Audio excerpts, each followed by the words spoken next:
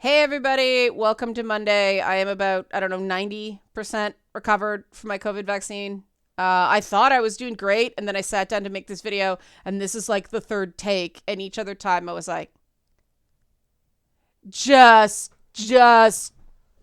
space at around the 10-minute mark. So obviously I'm not totally recovered. I did shoot a Nerd Music Nation show before this, which is why I look like vaguely presentable instead of the authentic way I tend to look when I do YouTube stuff, because fortunately you guys come to hear my opinion, not for flawless hair and makeup, which is a good thing because even now it's not flawless.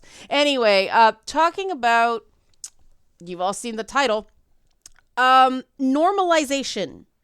Normalization of opinion in media. Now, where did this come from, and where does the, Buffy the Vampire Slayer tie-in come from? This is a combination of two things. A comment that was left publicly on Feedback Friday's video, and some private conversations I've had with people about stuff, because there's a lot of private stuff being talked about right now. People don't want to say things in public because, hello, Zelda, because nerves are really raw right now, and it's just not worth it to a lot of people, and I respect that. And some things are just better had in private conversations where everybody can just stay on an even keel, because I have seen signs of trolling on certain issues, and then other people just going right off the deep end about certain things. And a lot of people trying to sort of poke at topics and hashtags to try to, get a visibility boost. And we don't do that stuff on this channel, right? We talk about stuff. And if every so often something accidentally lands and things get loud for a week or two, well, so be it. But I do not seek that out. And if you like this reality of my channel, help support this channel, become a monthly patron, patreon.com/Leanna K. I make games and make other things when I'm not on YouTube. I don't seek to deliberately upset anyone. So I'm really surprised when people come like out swinging, and it's like, whoa, what's going on here? And this is where the normalization thing comes in. Now, there's multiple sources of normalization. And personally, I think the focus on media specifically has done a disservice. But that's where the Buffy thing came in. And talking to somebody I know privately, she mentioned that just because something's depicted in a show, doesn't mean the creator of the show is advocating for it in real life.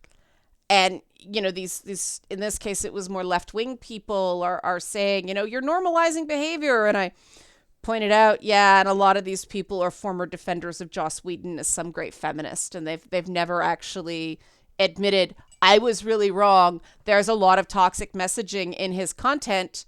And it would be nice if people got credit like me, who said things and took the hits when it was unpopular, to point out some of the shit that was in Joss Whedon's allegedly feminist work. But that never, ever happens, because everybody just fights on to the next fight. It's about who says the thing that hits the emotional buttons at the right time, not whether you're right, whether you're wrong. Nobody's keeping score. And that's the issue. They say the internet never forgets, but it really does. The internet never forgets certain things that they think they can weaponize, but the internet does forget a track record of being fairly predictive, because one of the really bad things on the internet is if you're not perfect, you don't count. I saw a lot of that stuff flung at Neil Young over the whole Spotify thing, and they were flinging out apparently horrible things he said about gay people during the AIDS crisis. And my thought is, somebody being horribly, terribly wrong and even bigoted on one point does not mean they check out of humanity forever. And that's the problem with the way these things are handled. Like, people need to be able to learn from mistakes, even egregious mistakes, if they are sincere in, actually recognizing that it was a mistake. That should matter. Furthermore, one person being terribly wrong about one thing does not mean they are wrong about everything. See also, some people being extremely right about one thing does not mean they are right about everything. This should be critical thinking 101, but it ain't. Because I don't think critical thinking 101 is taught anymore. I have spent a lot, like weeks now, ever since before Christmas, just sitting there analyzing tweets that come back at me and just analyzing it for basic logical structure. And it's not there. I mean, it's a minority of people. Far more people just like my comments and don't comment back than people who decide to pick a fight with me. It is the emotional knee-jerk of the people who pick these fights with me that I find so instructive. Because, real simple example, again, this was only a few people, but this is a qualitative analysis, not a quantitative analysis. It's not all these people, it's the content of the people that had this reaction, okay, that I think matters. Because I try to empathize with people who just seem to come out of left field with this stuff. I referred to a particular comment by a celebrity, and the substance of it doesn't matter, because all I did was I described it as odd in an ironic sense, as part of a joke about the makeup of Marvel movies. And for people who don't know my relationship with, you can see, kind of a fan of this stuff. My relationship with Marvel and DC and Star Wars and Ghostbusters and like all E.T. and all that stuff. If I find myself unable to make jokes about stuff that I love, I'm really too close to it. And so I make jokes about the content I love. It's a sanity check. And of course, it wasn't a joke because they got offended by what I said. Now, of course, they didn't admit they were offended. They couldn't admit that they got triggered. They were being totally logical, and I was the one just off the rails because I said something was odd, and they were making it sound like I was suggesting they be compelled to have an opinion about something odd. That's all it was. Odd. But I'm not here to make fun of people who, and then of course you just had a bad take and all the checklist of I don't respond to those tactics. It all came out. But I'm not here to just dunk on those people. I'm trying to understand them. And the way it was explained to me is that there is a fear that things that just seem ridiculous are going to be the norms of tomorrow. Which, okay, is something of a valid fear when you look at the spates of book banning in U.S. school boards right now. And that's something that there is a lot of collective blame to go around if anybody cares about my opinion there. Because that it shouldn't be allowed. It's harmful. Started on the left. The right weaponized it, and they're just going whole hog on it. I had a really pleasant disagreement with somebody over the mouse pulling in Tennessee. Not over what you might think immediately. It was over the fact the book contains "God damn it" and there's some nudity with cartoon mice and cats. Okay. But my issue is if you're removing the book, please replace it with something before you just ban something, because those periods in history are very important to be taught, especially now when people like Gina Carano can get canceled for stating a fact about attitudes back then. Because people inferred some sort of political designation that she may have been thinking but did not actually say. This stuff causes me great concern. Because to this day, there are still people that think Gina Carano said something she didn't say. And I have no problem with people having issues with some of the other stuff she said previous to that, as long as you're accurately quoting her. Reasonable people can disagree about some of the comments Gina Carano made in public, but the first step is to quote her accurately. And my big concern was that she got canceled not based on what she actually said, but how third parties interpreted it and how the media ran with it. Now, I suspect, as I've said numerous times, there was internal stuff at Disney, but this matters now because of the woman who plays Suri and Evangeline Lilly. And yeah, Evangeline Lilly made comments too. And, we're sort of like, can we please get a basic standard of behavior for what performers who make entertainment content are allowed to say? But that's, again, coming down to normalization.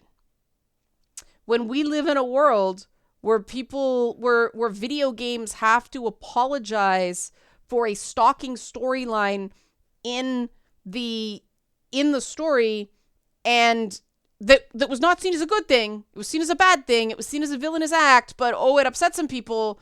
And then the actor who plays the character gets hate for even playing the character. Like, they're the villain, man. It's the villain. Sometimes, yes, as an actor, you get talked into scenes you realize you probably shouldn't have done. Actors are often very collaborative. I know I am. I have to be really, really careful that I don't get talked into things, because I did in the past. But no, people can be allowed to play a villain. I mean, I give Peacemaker credit for actually having, Robert Patrick is playing a racist, and he's not a cuddly racist. He says really horrible racist stuff on that show precisely because, it informs the main character that that's who the dude's father is. But are we going to say Robert Patrick never should have taken that part?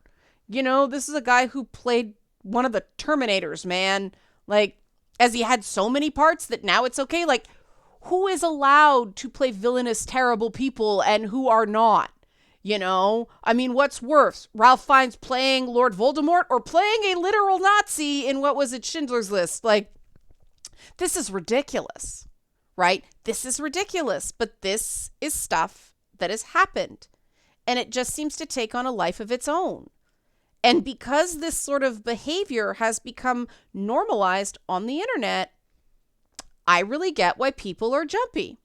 And this is where we lead to the comment from the viewer. They said, the problem with the vocal minority, everyone believes their side is the majority. How are you so sure? And they go on to talk about echo chambers and location bias and, the fact that this whole push towards representative media has actually meant that these characters are treated like they're fungible instead of individuals. And, I for the record, I completely agree. As a creator, as a storyteller, I believe in treating characters like individuals. Which is why the characters in the boss fight Song of Sparkle Muffin game are also nuts. There are so many details to their characters, because I don't want somebody going, you're not depicting, Hispanic cat people properly. How do you depict a Hispanic cat person properly? But, that is a concern, that you don't get into this representation game. You don't approach art as a creator from the realm of politics. You have to treat it as art. And art is, from storytelling perspective, it is specific stories about individuals. Yes, you can have themes, but we get ridiculous things in media. Like there was a line in, I forget the work, but a character said a woman needs a man like a fish needs a bicycle in character, and it was credited to the author. No, the author did not say that. The character in a fictional story said it. Similar to the Bechdel test that just went wild until the creator herself was like, this was just an aside. I never intended it to be a scientific test, and yet people still cite it as if it wasn't something said by a character to say something about their character. And the reason this is so important is you get to a show like Peacemaker, which is wildly successful, but I think we all see it as a breath of fresh air because it's so deliberately offensive to make a point. It is glorious satire. No one with a brain will argue that they're trying to normalize guys like Peacemaker. He's pathetic. Nobody likes him. He is tortured. He is sad, right? Don't be like Peacemaker. But I guarantee you there will be hot takes written, if they already haven't been, about how this is normalizing toxic masculinity and all that stuff. And it's not. And so we need to understand what these terms mean. Because, James Gunn himself only made Peacemaker because he got canceled by Disney for 10-year-old tweets. Bet Disney's ruined that now. But bless, the world is better off for it. I would rather Peacemaker than another Guardians movie. And you guys know I love Guardians of the Galaxy, so that's saying a lot. I think Peacemaker is a solid show. The same way Doom Patrol explores the rougher elements of certain parts of society in a way that we can accept the message. But what does normalize behavior? Because there is something to normalization. We know, based on major longitudinal studies, no joke, that media is very, very good not at changing people's minds on a given topic. So say, for instance, your opinion on, say, gun ownership or gun rights. Media can't change that opinion. Your other factors are far more powerful. Media can make it seem that your opinions are shared by the majority and therefore normal, or media can make it seem like a fringe view and therefore abnormal. Media can do this. Social media is being weaponized to do that. These crazy hashtags and all this fight over Joe Rogan and Spotify and all that stuff. I'll give my really brief opinion on the whole Joe Rogan thing to begin with. People are trying, there's a normalization war on social media going through Twitter trends. People think that if something trends, it is a majority opinion. It is not. It is just the most popular opinion at a given time. This is still a minority view on a platform as large as Twitter. But people use these trends to create a false sense of normalcy. Same with depictions on things in media. If the world worked the way the Batwoman TV series did, every woman is apparently at least bisexual. I'd make a joke there, but it would be misconstrued. Obviously, that is not true in the real world. But I watch the CW shows and the breadth of the CW shows. There's a certain sort of kids in high school are just mean to each other normalization that happens. Bullies can be fun in certain ways. There is some of that in media, and a part of that is because Hollywood is got more than its fair share of narcissists, and some of that seeps through. There's also sort of Stockholm syndrome going on at TV creators of, everybody just goes through this horrible abuse, right?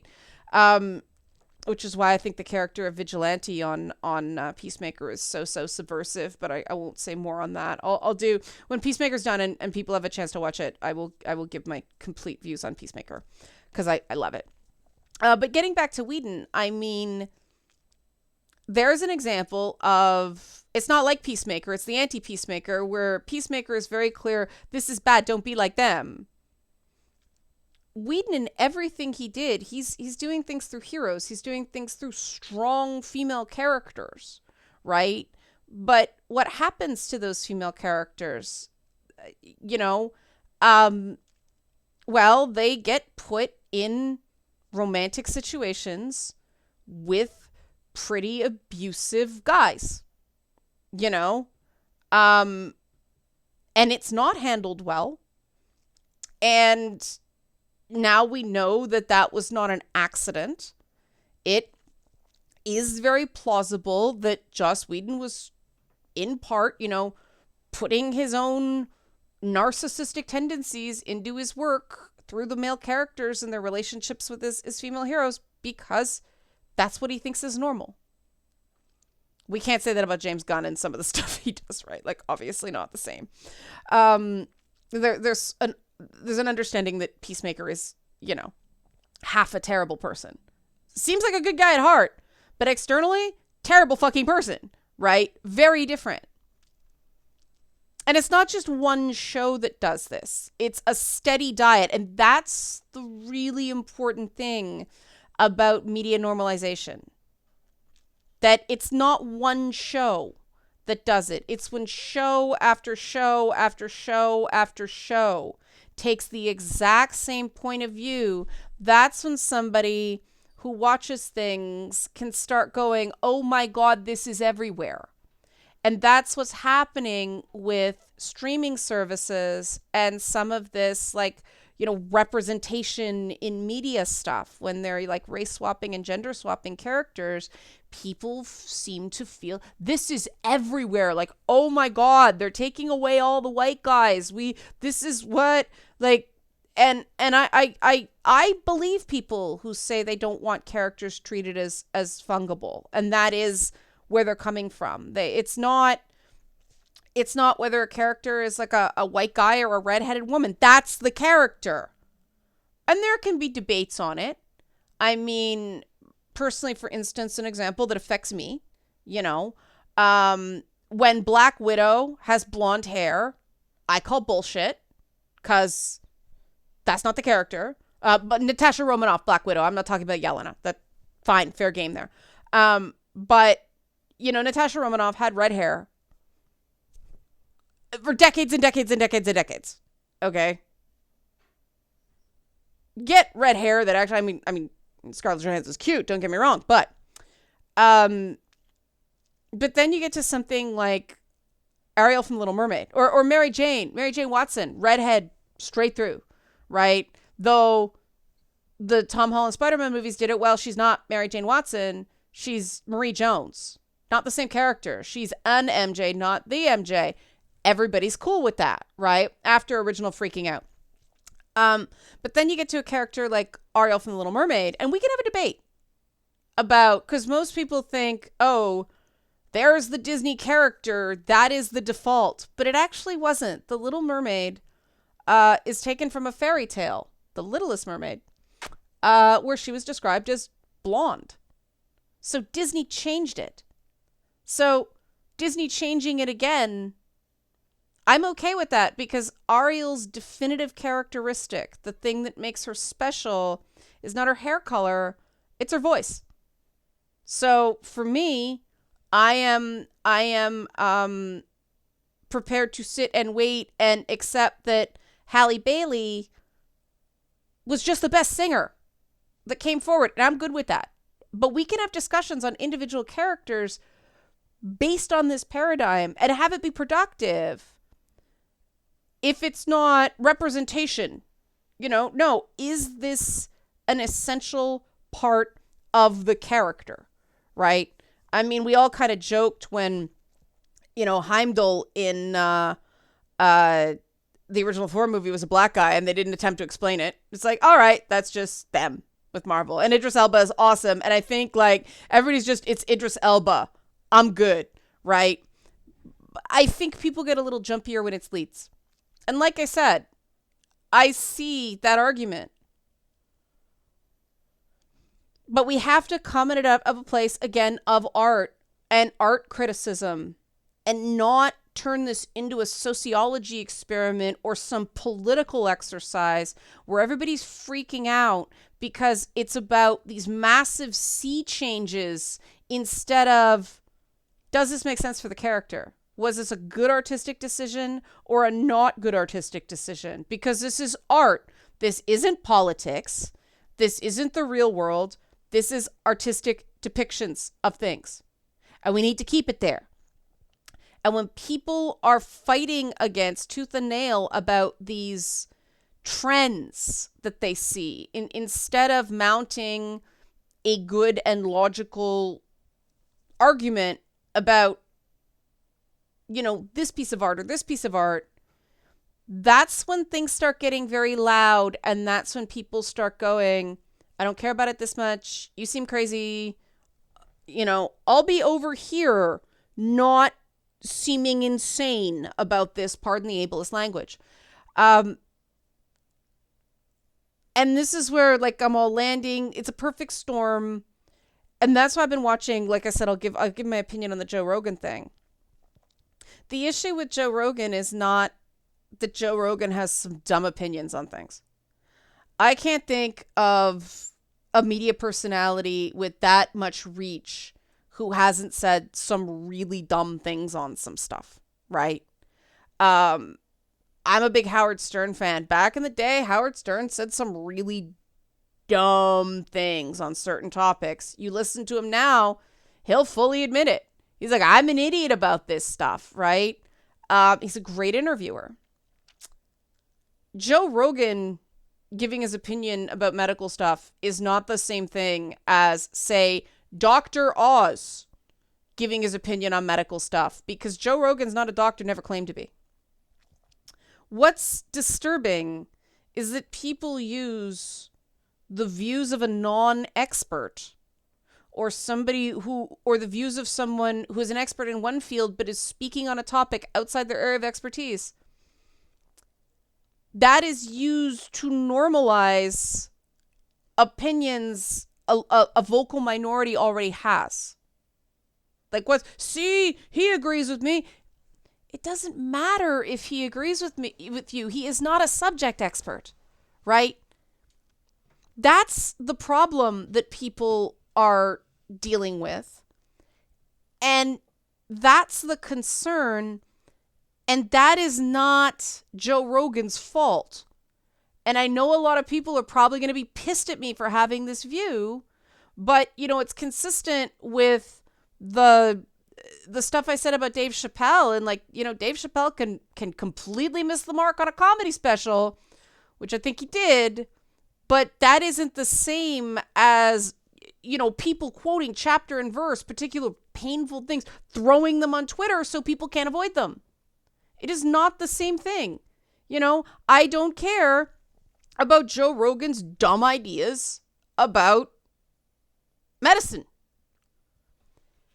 We have to ask why there are people with a vested interest in normalizing as expert opinion the views of a layman.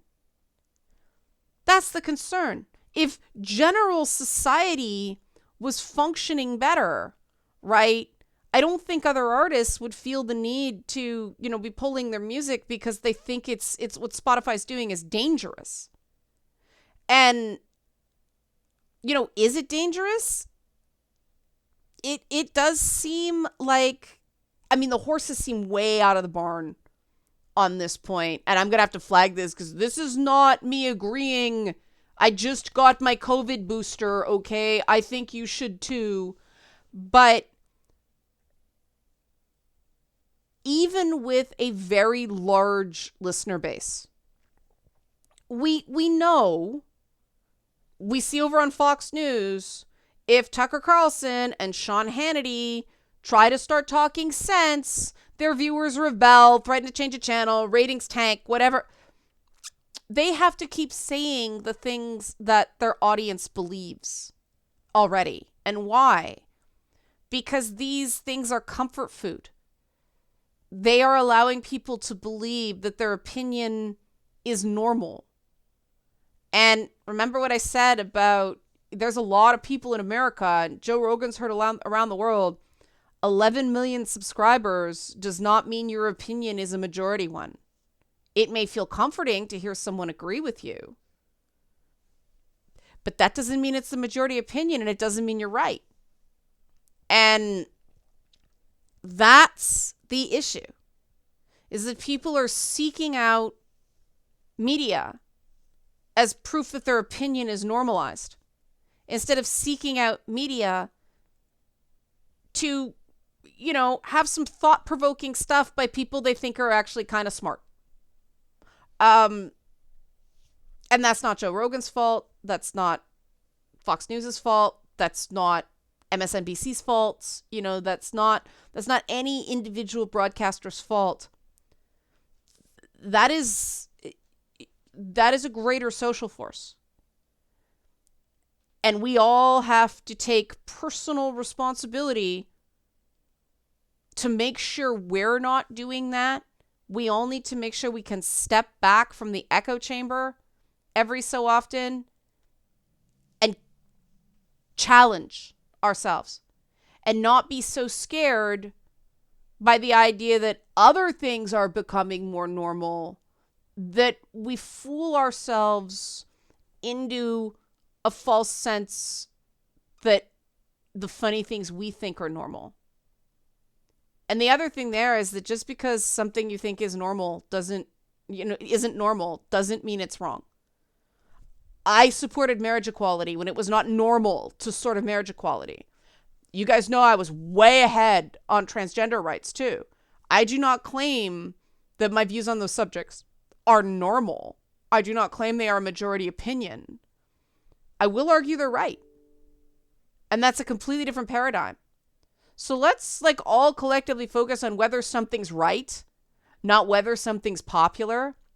And yeah, let's keep these discussions within the realm of art instead of the realm of politics or sociology. Can we agree on that? I hope we can agree on that. Help support this channel. Become a monthly patron. Patreon.com/LeannaK. Thanks for watching.